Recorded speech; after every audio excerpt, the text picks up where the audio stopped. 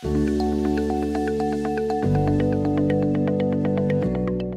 we are going to talk about what parents should know about trauma. I'm Dr. Amanda Nicholson, the Vice President of Clinical Integration here at Embark Behavioral Health. And I am Brandon Bustamante, the Director of Clinical Integration and Training here at Embark also. So one of the biggest things is that there's a difference between types of trauma. So we have big trauma and little trauma, which in the industry we call big T and little t trauma. So big T trauma is life-threatening, and it usually involves some types of violence. So that could be natural disasters or different things like robbing or of that sort that people experience.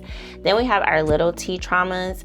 The easiest way to explain this is like falling off your bike when you're learning how to ride it the first time. And then also when it comes to types of trauma, we normally specify it by acute and chronic. So acute is a single incident. So as Dr. Nicholson had pointed out, maybe if you fell off your bike once and now you have the fear of going back out and going back on a bike ride because you don't want to fall off again and get hurt. And then chronic, right? It's repeated and prolonged. So the examples that we can use here are domestic violence and or abuse. Right, and so when people experience trauma during that time, I know many people are like, why didn't you leave? Why didn't you run? But many of us get stuck. And so during trauma, people experience the responses of fight, flight, or freeze. There may be different phases of this, right? But during those times, that's how our bodies react. And one of the interesting things about our bodies is that our nervous system doesn't necessarily know the difference between big T and little t trauma. So you could have these responses no matter what type of trauma you or your child has experienced.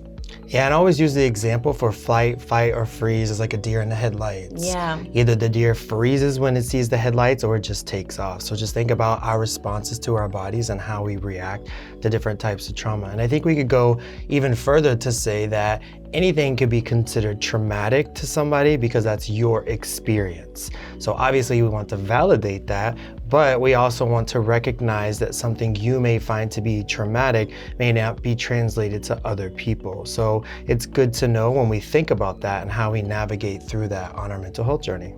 I agree, and that goes back to what we said in one of our other series. Being conscious that your child's experience isn't your experience, and how they handle things isn't going to be necessarily how you feel that they should handle them. That's all we have today on trauma. See you next time.